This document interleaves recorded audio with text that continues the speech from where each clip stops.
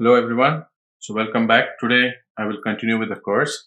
So first thing I'll do today is I'll show you how different systems of astrology are converging into the cards of truth system, and what is the importance of cards of truth and why you should learn that basically when you know different systems of astrology. Then I will explain some of the important concepts of cards of truth system. So here in this time we will also go through some basics again. Very fast I will skim through the basics so you're aware of what is the important things in the system. After that I will explain the rules of the cards of the truth system. So in this I have divided the rules into strengths and weaknesses, so that this slide we will go through some of the things that we will explore in this course. Okay, so let's get started. So first thing is why the system is very important, for you to understand. So if you look at Jyotish itself, I mean core astrology, the core of it mostly is, you can see it's twofold system. One is we have the Vedic system, which mostly dwells around with the Parashri and Jaimini astrology. Then we have Astak Varga, then we have KP astrology.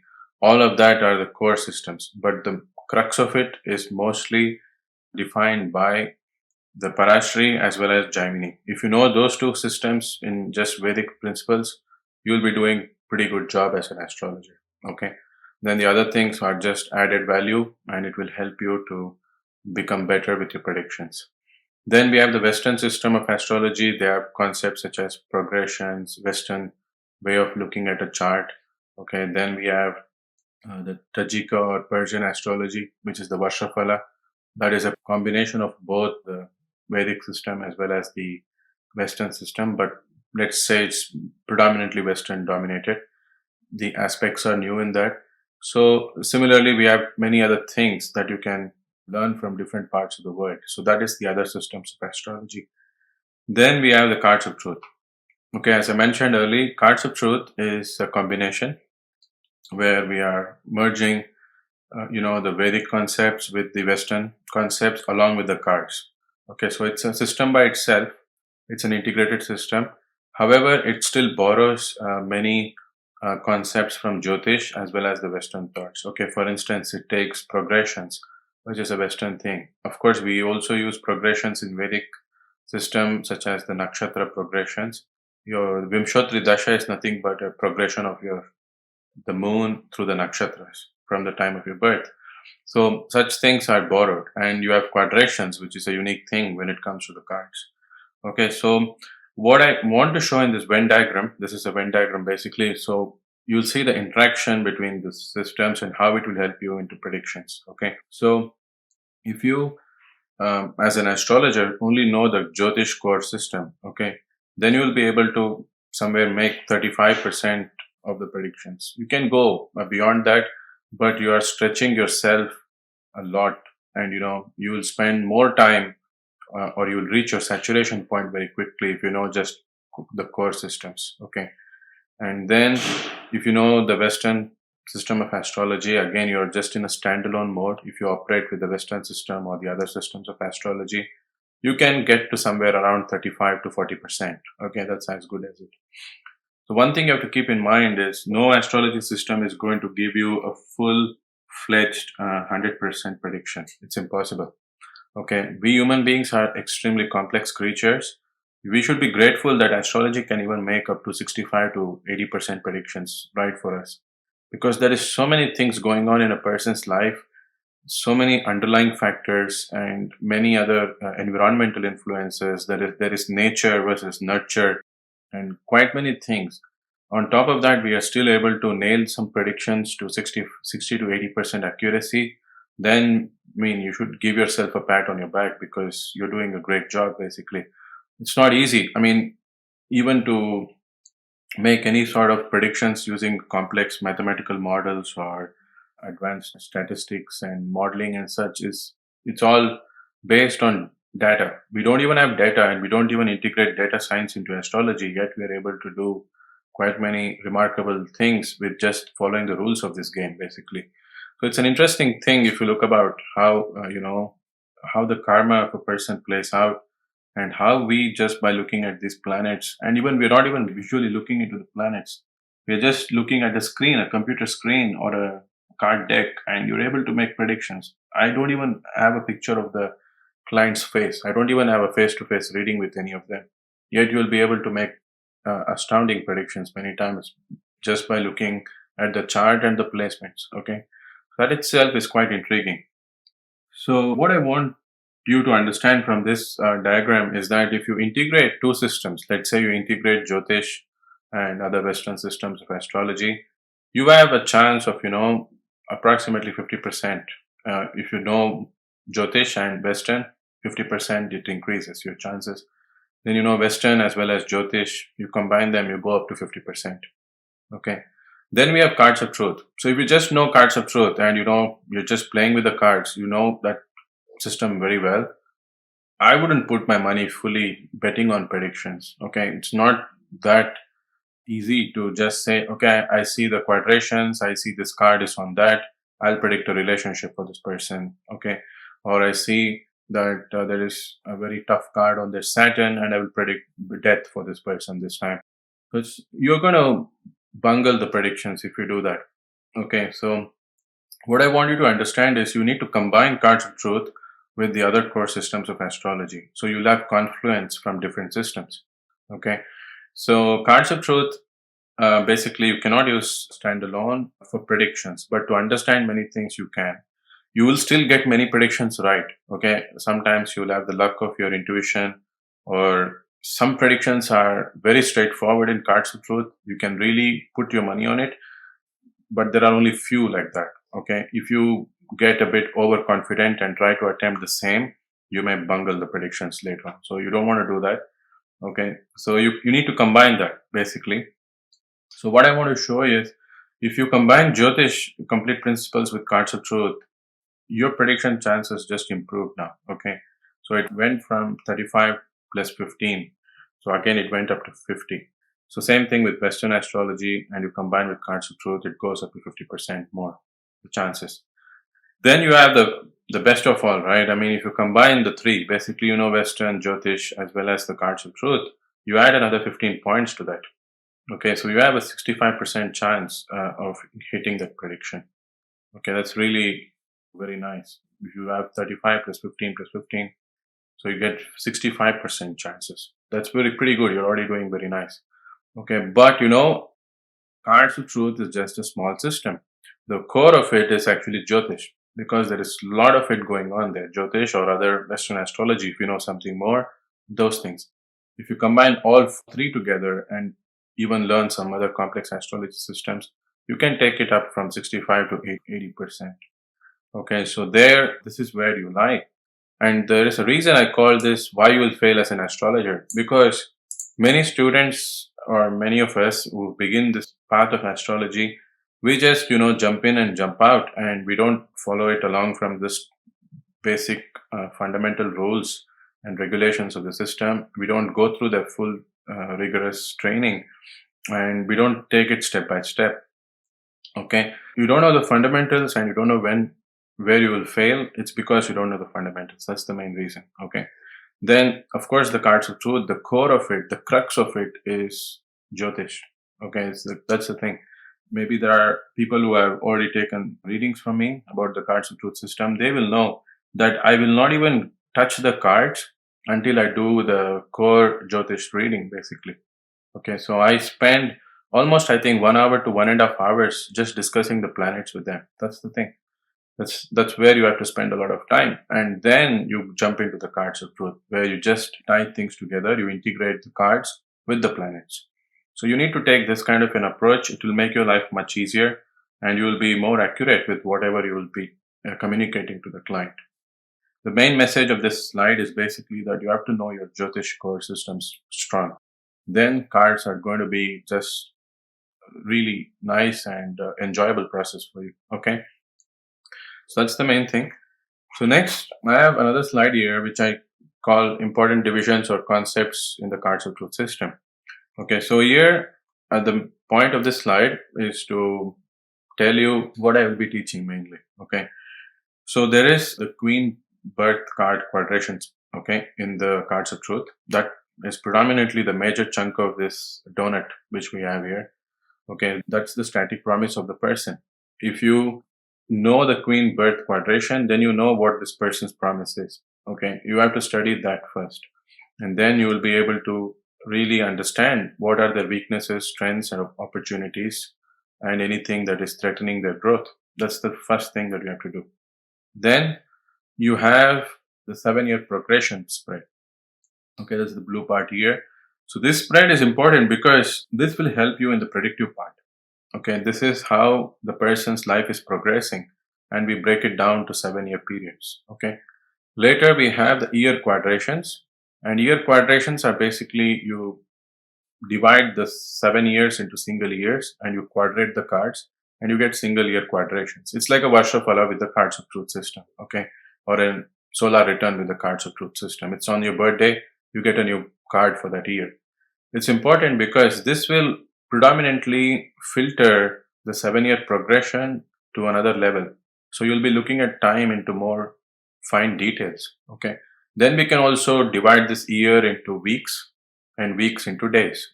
But we will not go into that high form of subtlety in this course. I will not even be teaching the year quadration or 7 year progression. I will only focus on the queen birth card spreads. Okay. This is the one thing that you have to understand, because what is missing is the static promise. If you understand the static promise and you understand the core Jyotish and you know the person and their chart very well, and you know what is the promise in that, then you will be able to use the 7 year progression, the year quadration, or transits, or the Vimshotri Dasha, Jaimini Dasha, everything to make the predictions. So there are few things going on here. One, we have the static promise, and then we have the dynamic promise. So the static promise is what is merited for this person. The dynamic promise is predicting the static promise. So people miss the predictions because they don't understand the static promise, or they don't understand the core of the chart. Okay.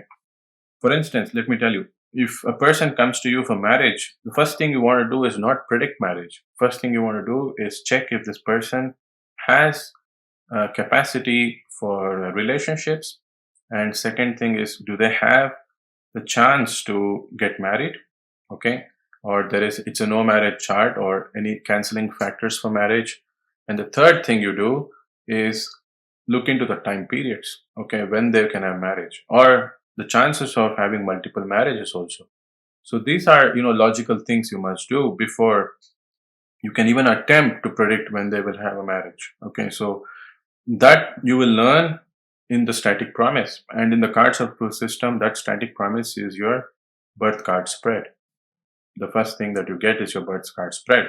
From there, you're calculating your 7 year progression, then your quadrations and all. I have one thing here, which is also this green part, and this is karma and merited grace. Okay, what I call this is basically most often there is the question or debate of fate versus free will, and how much you can really change around our course of destiny using astrology or whatever means possible. Okay, so even that is operating through your merited grace. Okay, if you have to come to an astrologer, you basically are here getting that reading because you want to avert a certain situation in your life. That's the role of Jupiter. Jupiter is the astrologer at the end of the day, is the counselor.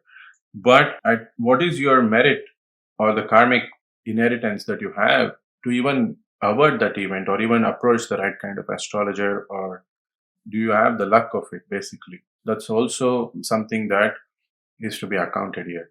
Okay, many people have certain lucky breaks like that, and some of us we don't. So point is that no matter what you know and don't know from astrology and its predictions, you'll still have that 15% or at least a 10% outside chance that things will swing either left or right, basically. Okay, when I say left, it can go in favor of the person, or it can go against the person. Okay, the right side. So things can happen like that because of their merited grace. It's the luck of Jupiter, and it's the luck of the ninth lord. You can say it's also the ninth lord has a very big role in that, and it's the blessing of their elders and parents and the guru, basically. Okay, something It's like they have a certain luck that they have in their bank balance, in this karmic balance, you can say. And that luck will be used at certain areas in certain parts of their life at certain durations. Okay. So you may run out of the luck sometimes, and sometimes you may just be at the right time, at the right place to use that luck. So that is not within the scope of astrology. Okay, we always have an eighth house influence in astrology. Eighth house is the house of unpredictability. Even an astrologer will not be able to see that to the best of his abilities. Okay, so there is always that surprise element that will be there. It will play its course even in the cards of truth system. Okay, so you have to know that you should know the limitation of yourself also and the system of astrology, because at the end everything is happening at the mercy of God, and we are only able to do so much. Okay, so don't beat yourself up if you don't get the predictions right, or don't go overly ecstatic if you nail the predictions, because all that is also happening within the framework of God. Okay, so your job as an astrologer is to just do your stuff, do your karma, basically, to make those predictions and leave the rest to God. Okay, so that's important. And for that, you have to know the rules and you have to know the system very well. And you have to understand the fundamentals of this course of astrology, whichever you're doing at that time. Okay, that's the main point of this slide. And it's important that I make it clear that we will only be studying the Queen Bird spread. Okay. So next I have chart of a guru and basically Paramahamsa Yogananda in this case. This is the first chart I will show. Just to brush up the basics, okay, to make you aware of what are the things that we will be using in this Cards of Truth course, okay. So to begin with, you should know that if you go to Kala, you have the Cards of Truth screen. And if you go to the first screen here, you get to the Queen Quadration, okay. So this is what we will be studying in this course, the Queen Quadration. And here, the first thing here you see on the top is your birth card. This, in case of Paramahamsa Yogananda, is a 9 of spades. Okay, and then from the second position here, from the Sun until here, this is the Pluto position, you have 13 different cards. Okay, so for the Sun, Paramahamsa Yogananda has a 2 of hearts, and for Pluto, he has 8 of spades, so on. But we will not be going into the other details of the system. That's why I pulled up this screen, because I will not be discussing anything got to do with 7-year progressions, neither the quadrations and the weekly progression. Okay. So what is the 7-year progression basically? So at the time of birth, so Paramahamsa Yogananda was born on 5th of January 1893. At the time of his birth, he was a 9 of spades. Okay. But if I were to go back, okay, so the first 7 years of his life is going to run a 10 of spades, okay, because from the 9 of spades, the next card will be a 10 of spades. After that, he is going to go into the next 7-year progression, which is the Jack of spades, because after the 10 comes the Jack, okay. So this is the sequence how his life is going to unfurl, and this is how it's going to manifest. And then we have the Queen of spades after the Jacks. Then after that, he will go into the King of spades.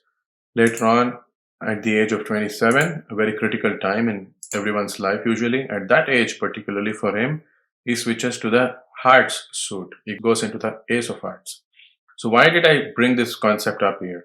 You may think at this analysis in this course and also at the end of this course, there is a tendency in us to always look into our own birth card. Okay, for example, if Paramahamsa Yogananda or you have a 9 of spade as a birth card, you will have a tendency to first learn the 9 of spade, which is correct, which is what you should do.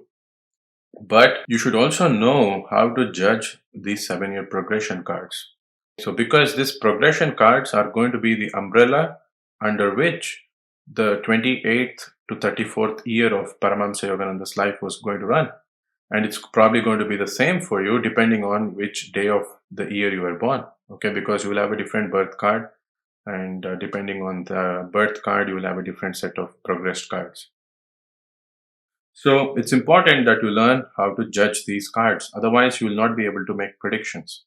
It's very important. The 7-year progression is a critical thing in the cards of truth. It's really like this umbrella under which everything's going to manifest. And after this comes the quadration. Okay, the quadrations are basically the yearly cards. Okay, this is like the Varshafala, and I will show you how we also get into the quadrations here, how the planets are placed at least. I will not go into the details of the technical details of it, but yes, this is an important thing. So currently, if Paramahamsa Yogananda was alive, he was in his 128th year. Okay, so in the 128th year, he gets a six of diamond as the year card.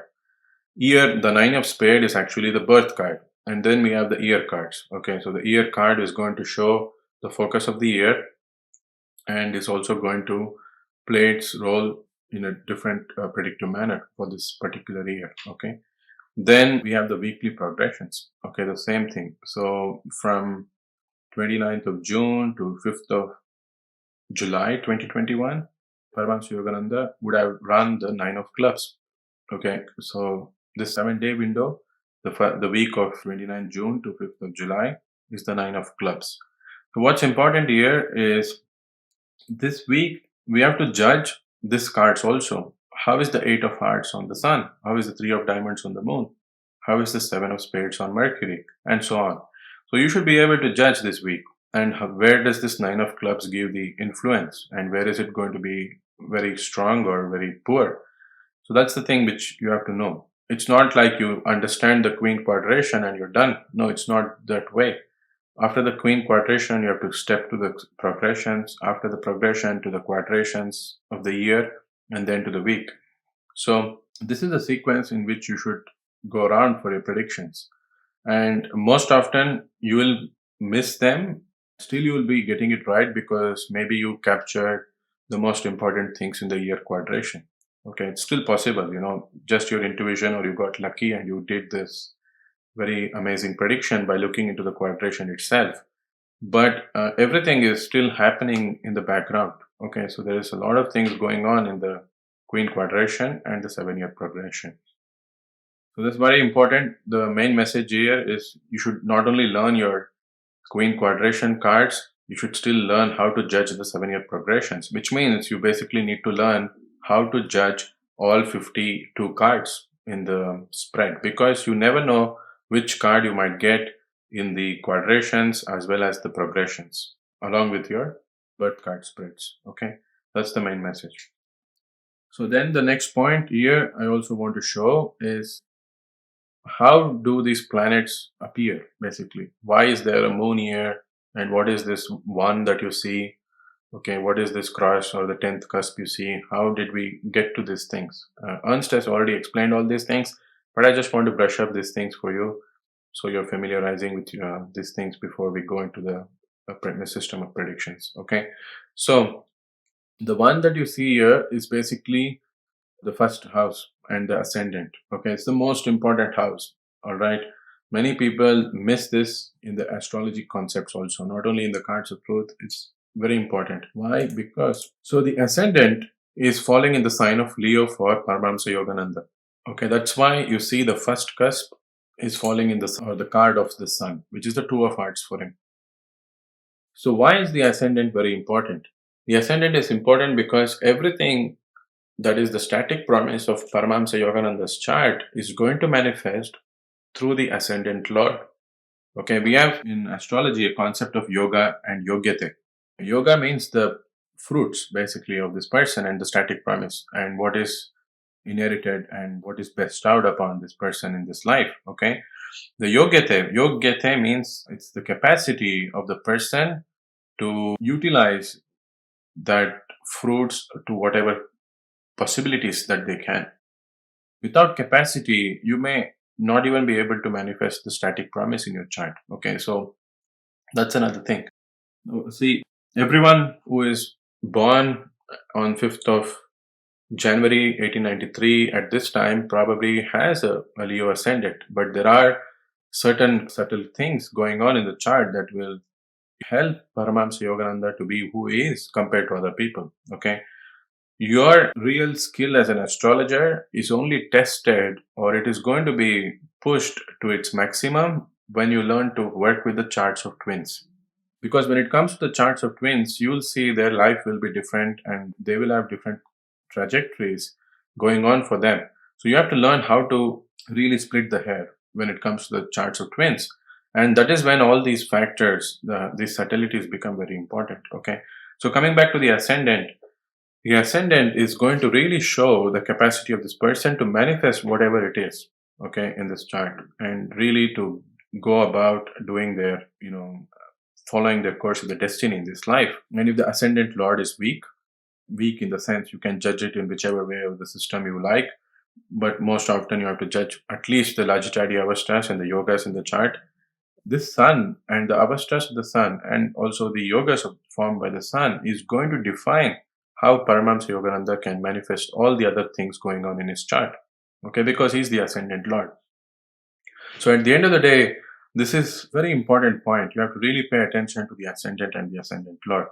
Okay, same way we have the 10th cusp here. Okay, the 10th cusp is connected to the ecliptic card, and this is seen if you go to the Cards of Truth screen. You'll see this cross mark. You see it's falling in the sign of Venus. Okay, so this Venus is the sign of Taurus for Paramahamsa Yogananda. That is why he gets the 10th cusp in this card of Venus, which is a two of diamonds. Okay, so this is also very important because this 10th cusp is connected to the ecliptic, and we have to really understand the path on which Paramahamsa Yogananda is in this life. You have to understand the 10th cusp and the ecliptic card. So this is very useful for really finding the person's destiny and the path that they're walking in this life. Okay. So you'll notice that along with this, there is, the moon card, the Mars card, Mercury, Jupiter, Venus, Saturn, Rahu, Ketu, ecliptic, Uranus, Neptune, and Pluto. It is in this order that the cards are read. Okay. So it's from left to right. What is important that you know is you still see that there is a Jupiter, Mars, Ketu, and Uranus in the Mars card, for instance. Okay, why is that? So I think you may recollect, I've also probably explained this on YouTube, and Ernst has explained this in his courses, that the cards are nothing but juxtaposing the planets in the chart along with the chakras, basically. So, from the concept of Gemini astrology mainly, you know that the signs of Saturn, which is Aquarius and Capricorn, is going to result in the Saturn card, and this is the Muladhara chakra in the person's body. Then the signs of Jupiter, which is Pisces and Sagittarius, is connected to the Swadhisthana chakra, and this is the Jupiter card. You have to combine. So, if you break this zodiac, this is the South Indian astrology zodiac chart. If you cut it along this plane and you fold it, you will merge them. You will merge the sign of Pisces and the sign of Sagittarius, which forms the Swadhisthana chakra. Okay. So he gets both Venus and Mercury influencing his Jupiter card. Along with the fifth house, the fifth cusp, and the eighth cusp is also going to fall in the Jupiter card. Okay, so you'll see that in this case, fifth house cusp, eighth house cusp, Venus and Mercury. So this is what is calculated in the Jupiter card. And for him, the Jupiter card is actually the four of clubs. Then if you go to the next thing, you'll see in the signs of Mars, he gets Mars, Jupiter conjunction along with Ketu. This forms his Mars card planets along with the fourth cusp and the ninth cusp. And this is his Manipura chakra. Okay, this is his Mars chakra, energy center in the body. Then we have the signs of Venus. We have Saturn and Rahu there, along with the 10th and the third cusp. This is the Anahata chakra in the body, and this is his Venus card. So if you go back, you'll notice that in his Mars card, he gets Jupiter, Mars, Ketu, along with Uranus. And then we have in the Venus card, Saturn, Rahu, and the 10th cusp along with the third cusp. On the Mars, you get the fourth cusp as well as the ninth cusp. So you still notice there is Uranus here, and then on his Mercury card, he gets Neptune and Pluto. So to see that, you have to go to Kala, and then you have to enable outer planets. So if you display outer planets, you will be able to see that even in the South Indian chart or the North Indian chart. Okay. So you can see in the signs of Mercury, he has Pluto as well as Neptune.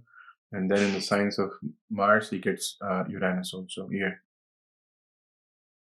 So in the signs of Mercury, basically Gemini and Virgo put together is going to form the Vishuddha chakra. and here he gets a second house cusp and the 11th house cusp also. So if you go back, you'll notice this in the cards of truth. So in the Mercury, he only gets the two outer planets along with the second and 11th house cusp. And the card itself is the Six of Hearts.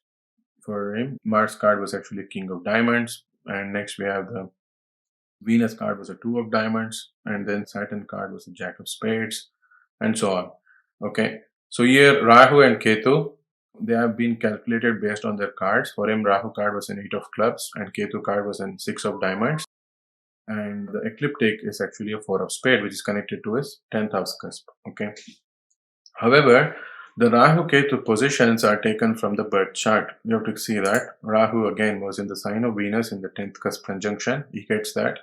And Ketu was in the sign of Scorpio in the sign of Mars. So Ketu falls in the card of Mars, which is the King of Diamonds. Okay.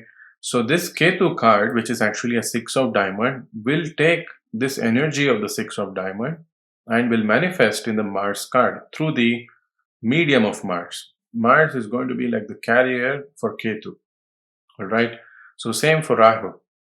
You have Rahu here, which is an Eight of Clubs, and Rahu is going to work through his Lord, which is Venus, to manifest the Eight of Clubs. He will also give the results of Saturn, because the nodes from astrology, you may know, is always going to give the results of the planets they conjunct. Ketu, for instance, will also give the results of Jupiter along with Mars. So Ketu has an influence of Four of Clubs also on it.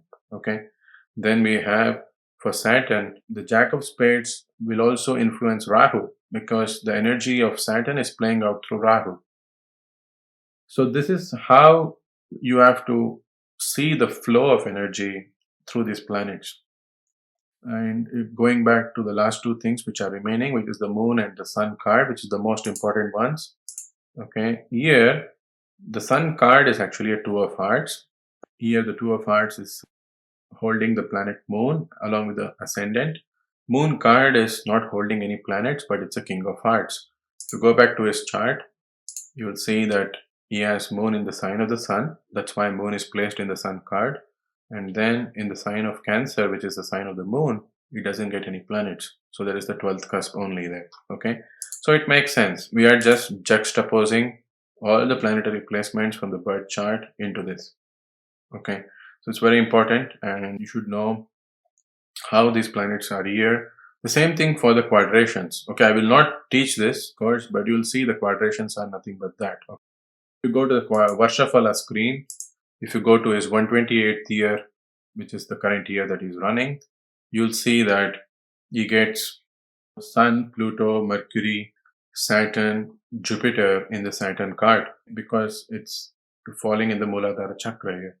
You go back to the Cards of Truth screen, that's what is going on. Sun, Mercury, Jupiter, Saturn, and Pluto, along with the 6th and 7th house cusp, and so on. Okay, for Venus, Jupiter, Mercury, Mars, Moon, Sun, and everything. For these cards, these are calculated from the Cards of Truth system. This is a fundamental principle of calculation from the Cards of Truth. But the most important thing is you should know how these planets are coming from astrology into the Cards of Truth, because there are other birth card systems out there. For example, Cards of Destiny, they also have their different way of looking at these cards, but it may not resemble the planetary placements. It may not even resemble the cards in their order. Okay, so you have to really know the difference here and why it is placed in this way. All right. So this is how the quadrations work. This is how the static promise or the birth card spread works. After this, we go into the 7-year progression. So 7-year progression, as I mentioned, was, let's go back to his first. So in the case of Paramahamsa Yogananda, first 7-year progression was with the 10 of Spades. So here from 0 to 6 years of his life, he gets this first 7-year progression card. And these planetary placements are nothing but how the planets have moved in the 7-year progression. Okay, for example, nothing has changed, right? You'll see that at the time of his birth, this was calculated. So nothing has changed. He gets, only the cards have changed. The planetary placements have not changed. It remains the same. All right. So the first 7 years, it's going to be the same thing continued with only the different cards in place. Okay. But if you go to the next one, this year from 17 to 13, you'll definitely notice a change. One is the cards have changed. The cards have moved to the Jack of Spade. Now from after the 10 of Spade, you go into the Jack of Spade. That's the sequence. Next, the planets have also changed in placement because the planets after his birth have also progressed. The planets after the date of 5th of January 1893 have also progressed. For example, the moon, which was in the sign of Leo for Paramahamsa Yogananda, has moved into the sign of Mars, okay, probably into the sign of Scorpio. He has progressed these many signs, and this is the reason you see that the moon is, in this Mars card, not in this Leo card or the Sun card here, okay? Then same thing for the other planets. Okay, for example, Mercury, who was actually in the sign of Jupiter, has now moved into the Saturn's sign. That's why Mercury will be placed into the Saturn card. Okay, so to go back, you see, he has Mercury in the sign of Jupiter. In the 7-year progression, around the age of 7 to 13, Mercury is at the 23 degrees of Sagittarius in astronomical arc. So this would have moved into the sign of Capricorn, okay, by this time. Because he's moved in here, you'll see that in the sign of Capricorn or the Muladhara Chakra, Mercury will be placed. So the Saturn card, which is in this case Ace of Hearts, will get Mercury. Okay, the influence of Mercury, which is actually the Mercury card in the 7-year progression, is the 10 of Hearts. This 10 of Hearts will play it out through Saturn, who is the Lord of Mercury. Okay, so there is a connection between the Ace of Hearts and the 10 of Hearts. So now you as a card reader or an astrologer needs to make this connection and then derive or come to conclusions about this 7-year progression. Make the predictions. What is the 10 of Hearts going to give? What is the Ace of Hearts going to give for him? Same way for the other cards. So it's the planets that are very important here, and you cannot ignore or you cannot miss the planets and the influences and how the energy is moving in this motion of these planets along with the cards. Okay, so that's the main message that I wanted to share about this. And as I mentioned, I will only focus on this. I want to show you in this course how the Two of Hearts will behave on the Sun. Is it a good card? Okay, if it is good, how good is this card? Okay, what about the King of Hearts? Is this a good card for Paramahamsa Yogananda? How is it good? I will not describe what the Two of Hearts will mean. I will not describe what the King of Hearts will mean. That's not the goal of this course, because this probably Ernst has taught, and I will also teach this in the later part or the second part of this course. But first, you must understand how to judge these cards. All right. Then you see another thing here. He has two cards going in sequence for him, two kings, which is King of Hearts and King of Diamonds. Is there a difference between these two kings in the sense that, okay, both are red cards, they belong to the red or the female energy of the king, but is this a card, King of Hearts, any better than the King of Diamonds, or is King of Diamonds any better than the King of Hearts? There is a subtle difference here. You need to learn how to split the hair between such subtleties. It's very important. Why and who is going to decide if the King of Diamonds is better than the King of Hearts? Which planet is important here? That will decide that. Such things are important. That is what is missing, and I want to fill that gap through this course. Same way for 8 of Clubs on Rahu. You see, it's an important card. Is it a good card for Rahu, or is it 6 of Diamonds on Ketu? Is this a good card for Ketu? This is also something that we want to understand. Okay. Based on all of these things, the accumulated effect of the Sun to Pluto cards, there are 13 cards. So where does this 9 of Spades stand at the end of the day? Are there some cards that can really bring them down? Are there some cards that can really uplift them? If so, which cards are going to pull them down? Which planetary card, basically? Or which card will really boost their self in some way? Or which is the focal point in some way for them? So such things are important for you to first figure out before you can even start reading this card or reading the birth card. So that's the goal of this course. All right. Then there is also something that is going on here. There are two things, which is there is an underlying card and an overlying card. So the underlying card is a King of Hearts for the 9 of Spades, and the overlying card is a 6 of Spades for the 9 of Spades. This will still have an influence. This is going to be very useful for predictive things. Okay, same way for the Sun card, you have an underlying card, which is an Ace of Clubs for the 2 of Hearts.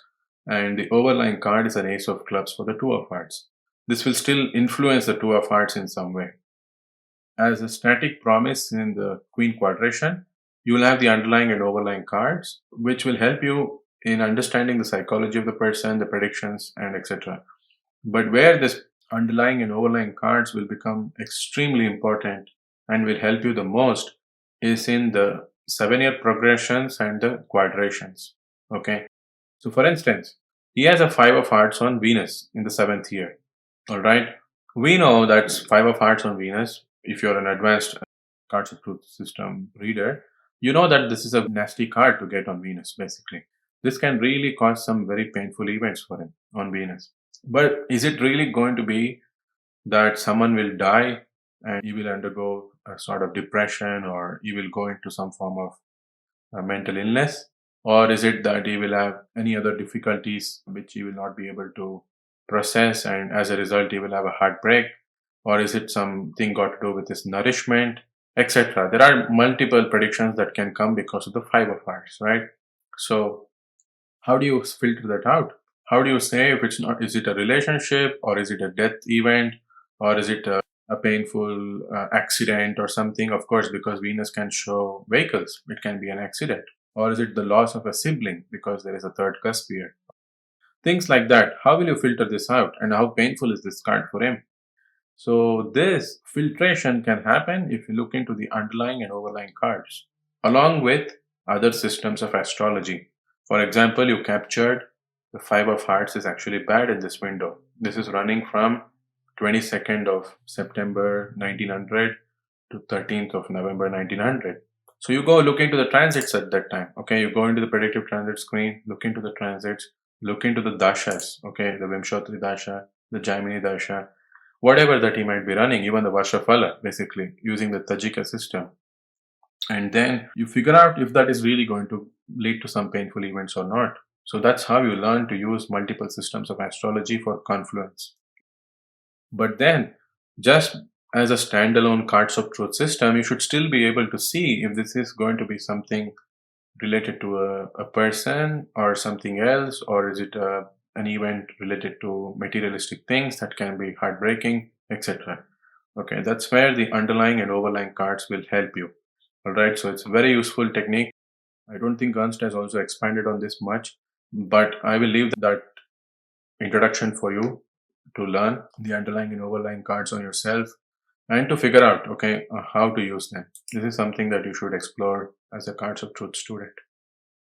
So that's the importance of the underlying and overlying cards. So I think I covered the basics for the planets and the underlying and overlying cards and how we get to these cusps and how the energy plays out. All right. So I think this is the most important thing that you should know as fundamental brush up before we go into this course. But what is important for you also to know is that I will not discuss the underlying and overlying cards in my calculations.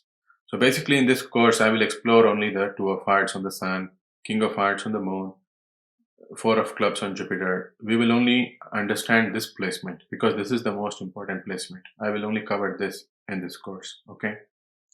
So I hope I made these things clear, what I will cover and not cover.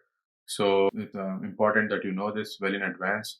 Okay, and also know that if you will learn the courses as taught by Ernst before, and also there's some basic material that I have put up on YouTube, you should be able to follow this course very smoothly from here on.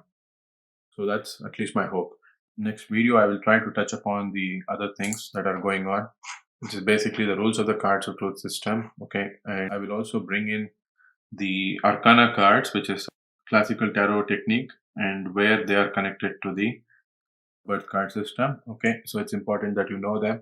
I will not use the arcana cards in any form in this course as well, but you should know them because I will derive some strengths based on the arcana cards, okay, to judge a birth card. Okay, so it's important you know what the arcana cards are and get a flavor for their connection to the cards of truth system. That's the main intention. All right, so I think this is good for this video, so I'll see you in the next.